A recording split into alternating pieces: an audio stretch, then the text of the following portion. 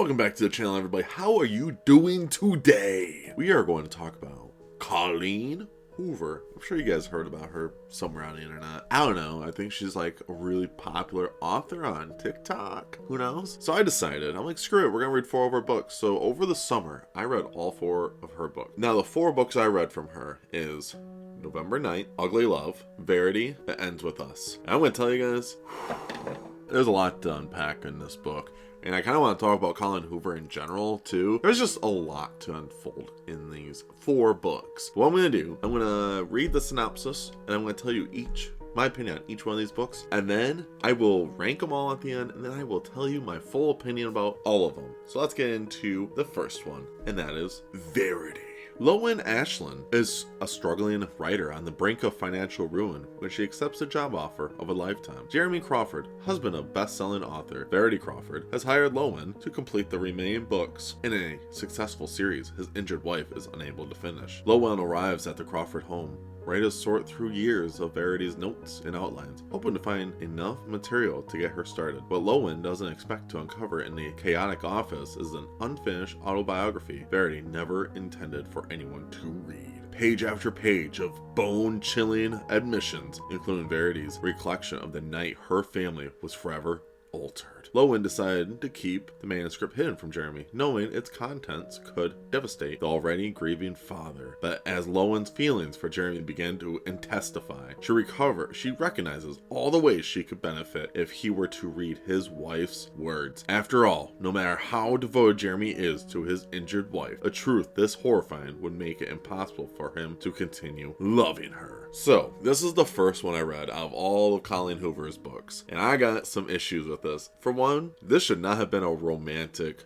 book. No romance should not have been in this book. It should have just been a thriller. Maybe that's a hot take. I don't really care. This should have just been a thriller. Because when I read this book, I actually was kind of into it that we didn't know what was going on. Only Lowen actually was like, something's going on in this house with Verity. Like, it felt like it was a haunted house. I really like these elements of this book. And then I kept reading, and I was like, I don't like this book that much. Because she kept reading about these weird things that Verity would write. It was like a practice thing of her just writing out thoughts for her other books, which is fine. But I'm telling you now, Lowen was reading these books, and the way that Verity would describe Jeremy in his autobiography made Lowen like horned up for Jeremy. And then you immediately knew Jeremy had the hots for Lowen without a doubt already. Like, it wasn't even that hard for the two of them to hook up. And I was like, really? Dude, your wife is on the 2nd floor and she's like ill. Essentially, like, she cannot move or anything, and you're just like, yo, what's up, girl? And then she was like, oh yeah. And then it blew my mind how this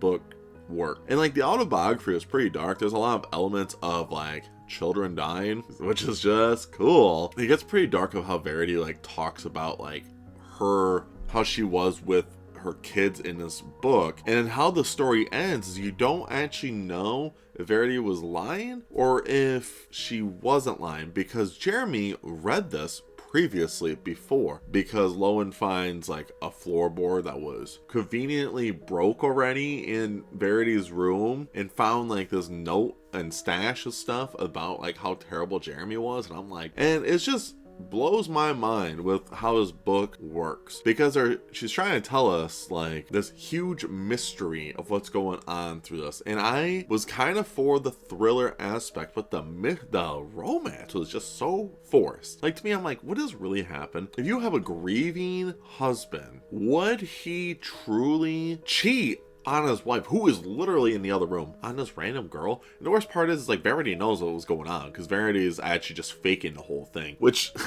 mind you, just cracks me up, because Verity is in this room and she does not move, right? So she doesn't move at all. And you're telling me Verity doesn't move for hours a day, just doesn't move an inch, because she says like in her little notes how scared of Jeremy she was, of him, because like all the things he was doing, because Verity accidentally killed one of their twin daughters in the book. So like Jeremy like hashed it out on her and blamed her because he read like part of that manuscript before. It's just so much that just doesn't make that much sense to me in the long run, especially because I'm like, you're telling me she is faking her illness because she's afraid of Jeremy. And the whole time I'm like, for one, you have all the money, you have all the power, because of you guys have this life. You're telling me if you're so afraid of this man, couldn't you just like end it? Because like I said, Jeremy doesn't have anything. He literally has nothing. Verity has everything. So I'm like, I don't know. I just really struggled with this book. Now, rating wise, I'd give it like a 3 out of 5. Simple as that. But this book, I just felt like it shouldn't have been a romance. The romance really took me out of it. And then the thriller part was just kind of bad too. I like that Verity was like acting like she was like sick and stuff, but I think it should have been a little more deeper than what it actually was. And it just wasn't that good of a book. So I'm trying to figure out, like, who in God's name is like, who likes these books? Let's get into Ugly Love. It's not exactly love at first sight for Tate Collins when she meets the tormented and secretive Miles Archer. They wouldn't even go so far as to consider themselves friends. The only thing Tate and Miles have in common is a mutual physical attraction that can't be denied. Once their desires are out in the open, they realize they might have stumbled on the perfect no strings arrangement. He isn't looking for love, and she doesn't have time for it, so it leaves just sex. What they've got could be surprisingly satisfying, as long as Tate can stick to the 2 rules Miles has for her. Never ask about the past, don't expect the future. They think they can handle it, but everything is different when real emotions start to change the equation. So Ugly Love, I actually like this one. Well, I liked it more than Verity, but Ugly Love is just interesting. And maybe it's just me, but my experience of reading romances, I've been reading a lot of them. A lot of them my little sister recommended. This is all of my choice, was reading Colleen Hoover. But my little sister has recommended plenty of really good romance that actually feels organic. Most of Colleen Hoover's is just physical attraction, and it kind of just like doles on me. Like, yes, physical attraction I do think plays a big role in romance novels, in just relationships. I think you should be physically attracted to the person as well. And yes, call it superficial, but I think people are just attracted to physical before they get emotionally attached. I think this book does an alright job at portraying that, but the only problem I have with this book is Tate is very, very weak in this book. Miles is super blunt. Like, there was like, Miles went with them to like the family, I think it was for Thanksgiving. Tate was helping Miles with like a cut, and he's just like, I just want to bang you. And I'm like, come on, dude, what is wrong with these books? That's all he says to her. But like, he doesn't ever express like anything else besides he just wants to bang her. And it really bothers me how like Colleen Hoover does this for like men. Like, all of her books, no joke, literally every single one of her books that I've read, she portrays every man to just say, oh, I just want to bang you, baby, and that's all I wanted to do since I met you. And I'm like, what? It's like the same thing as a lot of like, when I hear people talk about how men like will like write fantasy, like women in fantasy novels, of how they act sometimes. I'm like, yeah, I get that. That's a really bad thing to do.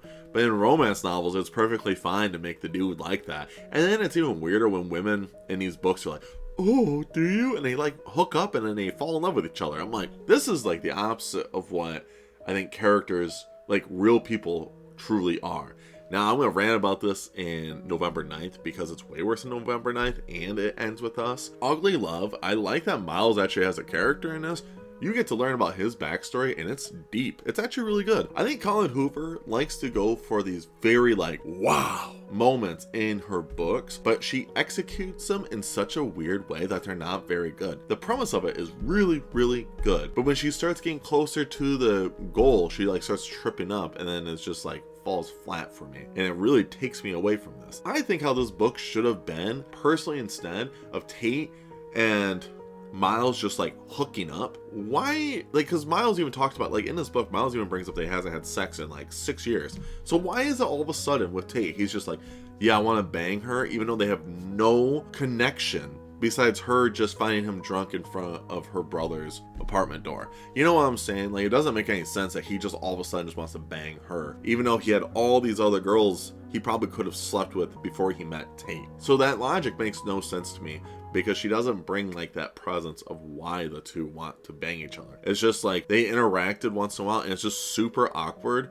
and Tate does not like Miles and Miles clearly doesn't like her, but then all of a sudden they just want to bang each other, and it really annoys me. And that's why I'm like, it's tough when I'm reading these kind of books, because like the relationships are just not good. They feel very forced, and that's just a problem for me. Maybe it's just because I've been reading a lot of actual good romance novels, and these books just don't portray like the romantic side of things that well, and it just bothers me. This book, probably 3.5 out of 5. Verity's a 3 out of 5. And I've been very, very light and nice with these books of how I've been rating them.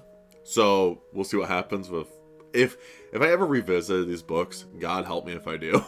I doubt I will, but if I ever do, these will probably be lower on the rating scales, honestly. But Ugly Love is definitely the best one out of all 4 of these. Spoilers. On to November 9th. Fallon meets Ben, an inspiring novelist. The day before her scheduled cross-country move, untimely attraction leads them to spend Fallon's last day in LA. Together, and her eventful life becomes the creative inspiration Ben has always sought for his novel. Over time, and amidst the various relationships and tribulations of their own separate lives, they continue to meet on the same date every year, till one day Fallon becomes unsure if Ben has been telling her the truth or fabricating a perfect reality for the sake of the ultimate plot twist. Can Ben's relationship with Fallon and his novel be considered a love story if it ends in a heartbreak? So November 9th might be my least favorite one out of all of this. For one, it makes no sense. And I get it. It's a story. It's a love story. But oh my gosh. It's just narcissism of Ben. And with Fallon, it starts off where Fallon talks to her dad and they have really bad issues.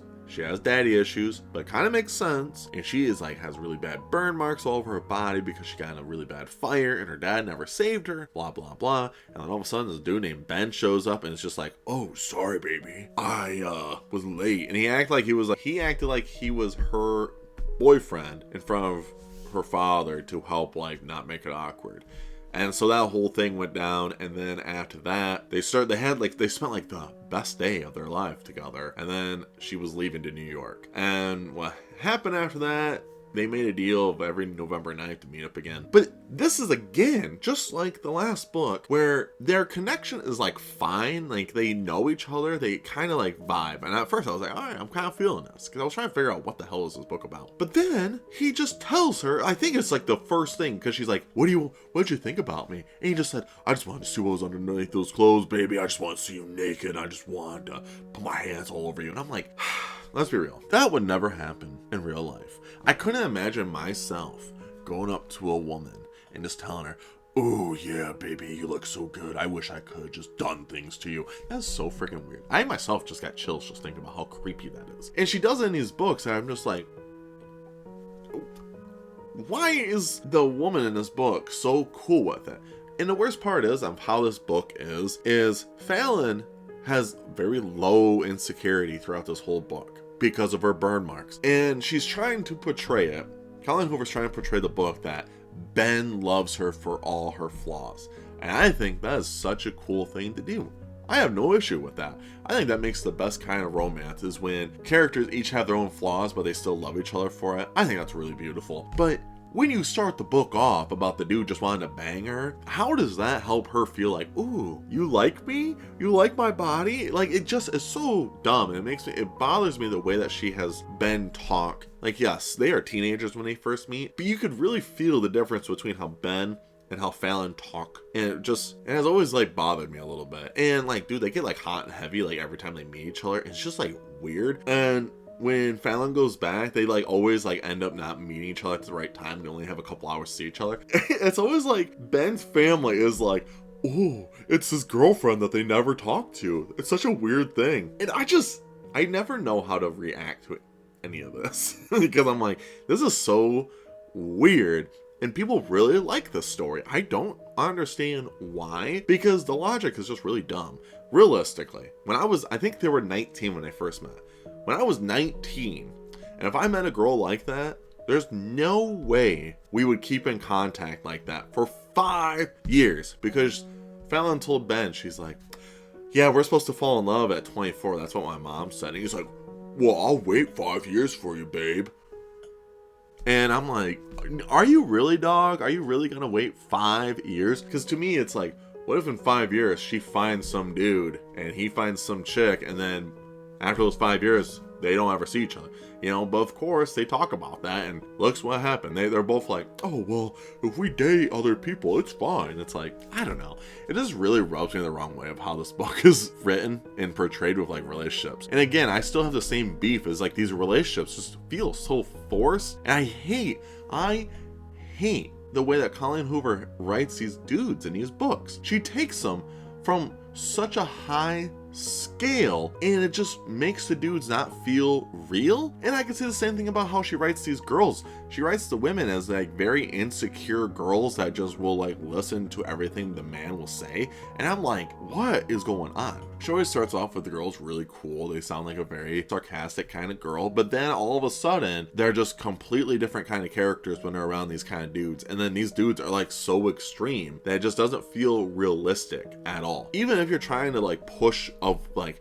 these ideals of how some guys are or how some women are, I think it's fine. But Colleen Hoover is just like cranking it so hard that it just doesn't feel believable. And it shows in these books, and it just really annoys me the most. Especially because I'm reading it, I'm just rolling my eyes. I think my eyes rolled so much they were just like this. It was just awful. Now on to It Ends With Us. Sometimes the one who loves you is the one who hurts you the most. Lily hasn't always had it easy, but that's never stopped her from working hard for life she wants. She's come a long way from the small town in Maine where she grew up. She graduated from college, moved to Boston, and started her own business. So when she feels a spark with a gorgeous neurosurgeon named Ryle Kincaid, everything in Lily's life suddenly seems almost too good to be true. Ryle is assertive, stubborn, maybe even a little arrogant. He's also sensitive, brilliant, and has a lot of soft spot for Lily. But Ryle's complete aversion to relationships is disturbing.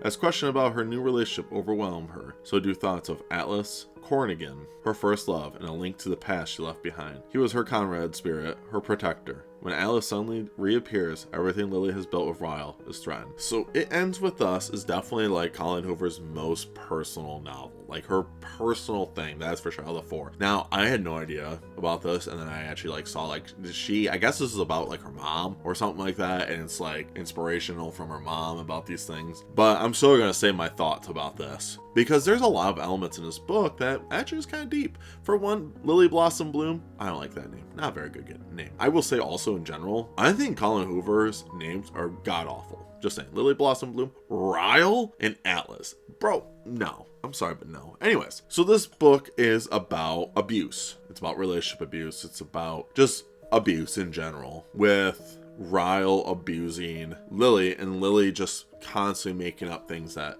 oh, it's not real. And she goes through it, and it's very traumatic. And she always explains about her father abusing her mother in front of her, and she always promised, I will never let no man will ever do this to me. But then she realizes, oh my gosh, it's the same cycle as what she had, and she ends up having a baby with Ryle, and she's feared because she's like, my daughter will end up just like us, and she ends up breaking up with Ryle, so that will never happen to the two of them. And I think that element, how I just explained it, is beautiful. It's everything else behind it that's not good. Again, this woman meets Ryle on top of the roof, and Ryle's like beating the crap out of something because he failed at doing a surgery. He immediately, like, they're like, can I tell you the truth? And she's like, yeah, tell me the truth. He's like, I just want to have sex with you. I just want to bang you so bad. Mind you, they just met. And I'm like, what the hell is wrong with these people? So it just already, that immediately just sets me off of just not liking the book, immediately not liking or caring for the characters. So there's that. And then you get to meet Atlas. And I swear, there's a lot of people who are like, Atlas is a boyfriend, my book boyfriend. Why? Now, I got some hot takes for a lot of these characters in this book. Ryle's a terrible guy, so I'm not defending Ryle. And Lily, whatever. Atlas was grooming her. Alright, so this blows my mind. While I was reading this book, at first I was trying to figure out why. At first I was kind of like digging Atlas. And then I thought a lot about it after this book was over. I'm like, oh my gosh. First, she's like, Ryle has done all these terrible things. True. Fact. I'm glad she's not with Ryle. But how the book ends, she ends up with Atlas, and she should not have ended up with Atlas. He also was bad for her. You have Ryle, who would physically abuse her, and then you would have Atlas, who was emotionally abusing her and taking advantage of her. They both were doing essentially the same thing, but she made it out like Atlas was the good guy, and Atlas was not a good guy. So Atlas was gonna off himself, and that's how he met Lily. And Lily was 15, mind you, and Atlas was like 18 or 19 years old. So he was an adult, and he was, I don't know if I'm allowed to say this on YouTube. I don't really care. I'm speaking my opinion. He was grooming her. Like, he was doing some PDF stuff to her, and in this book, they made it seem like it was perfectly fine, and it bothered me so much. At first, I wasn't really thinking about it, and I was like, how old are these two again? I'm like, I'm pretty sure Atlas is like an adult, and he was an adult. And I was so grossed out to think, like, there is young girls who read these books, and it's just like, what in God's name is going on? And this book portrays bad things for teenage girls to read. Honestly, like, I have a huge problem with a lot of romance novels of how they are promoted, and I want to make a video about that in the future because it really bothers me. And I've had discussions with a lot, like my girlfriend and I talk about it, my sister and a lot of my other friends talked about like a lot of these issues for romance. And Colleen Hoover books are one of those issues where the way that she does it, it looks like, oh, it's just a cute little romance, but it's actually not. And a lot of girls are going to be reading these expecting a lot of men to be like this, and it's just wrong. This book, it ends with us. The premise of it, I think it's a cool idea. I think it's great to promote abuse, to show the bad things about it, and don't romanticize it. Show a reality of it. I think that's what you should do. I'm not hating on that element, but I think you need to show the bad of when you have a 15-year-old girl, 16-year-old girl, a young girl being around a grown man. And that's Atlas. Atlas is 18, 19 years old. He is an adult, and he does things to Lily, and she's fine with it. It's so disgusting in this book that I don't know why people don't talk about it more. Now, maybe people have talked about it more.